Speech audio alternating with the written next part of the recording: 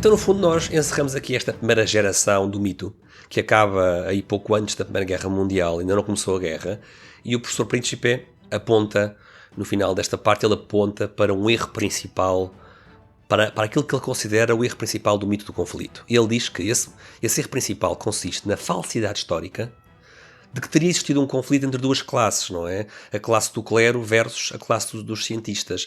E este contrapor do conflito entre duas classes, por um lado tem a ver com esta transformação que falámos há pouco, não é? Do estatuto do cientista no século XIX, mas também tem a ver um pouco também com estas novas modas do socialismo, da luta de classes. É mais um tipo de luta de classes. Neste caso não é uma luta entre capitalista e operário, mas é uma luta entre o clero versus os cientistas. E o Príncipe diz, isto já começa mal neste mito, não é? Porque a história da ciência, da qual este professor é um especialista, a história da ciência apresenta, diz ele, inúmeros exemplos de praticantes de ciência que pertenciam ao clero e vice-versa, de clérigos que praticavam a ciência. Portanto, no fundo, este conflito entre duas classes que não se tocam e que são inimigas, não é?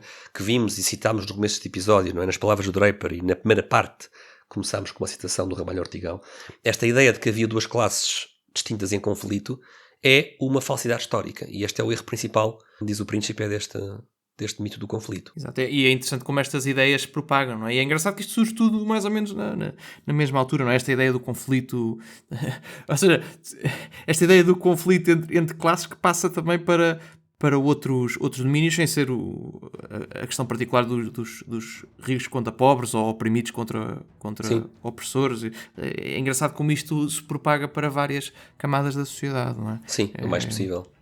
Mas depois temos a Primeira Guerra Mundial, no final foi aqui um acontecimento sísmico da segunda década, não é? Um acontecimento sísmico que vai, obviamente, fazer pensar não só nos horrores dos quais o ser humano é capaz, mas também no papel sinistro da tecnologia nas guerras, não é? O uso de gás tóxico na Guerra Mundial. Se não me engano, não quero estar a dizer nenhuma asneira, mas acho que é a primeira guerra em que tens o poder da indústria, não é? Portanto, em que vês como é que é fazer uma matança à escala industrial. Há uma escala industrial, é isso mesmo. Portanto, a mesma capacidade, a mesma tecnologia que te permite produzir muito mais riqueza, muito mais alimentos, muito mais tudo para aumentar o nível de vida da população, também te permite fazer horrores a uma escala nunca antes pensada. Isto vê-se na Primeira Guerra Mundial e vê-se depois também na Segunda, não é?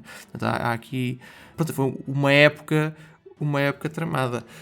E que vai lançar uma sombra escura, uma sombra grande sobre esta ambivalência da ciência, não é? A ciência é neutra moralmente, mas a ciência não é apenas...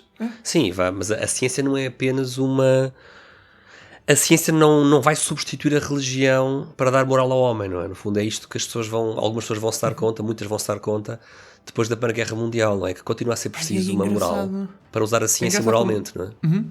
E é engraçado como aquilo que eu estava a dizer há pouco aconteceu mais ou menos ao mesmo tempo que isto, não é? Portanto, temos a Primeira Guerra Mundial, temos esta desilusão com o desenvolvimento tecnológico e isso tudo, e ao mesmo tempo temos na história da física, não é? Foi um bocadinho depois da Primeira Guerra Mundial, mas é mais ou menos por volta desta altura também que surgem estas teorias que vão derrubar aquilo que se achava que se sabia, aquilo que se achava que era uma visão final do domínio da física também. Portanto, temos isto tudo a acontecer ao mesmo tempo, não é? Portanto, este início do século XX foi aqui um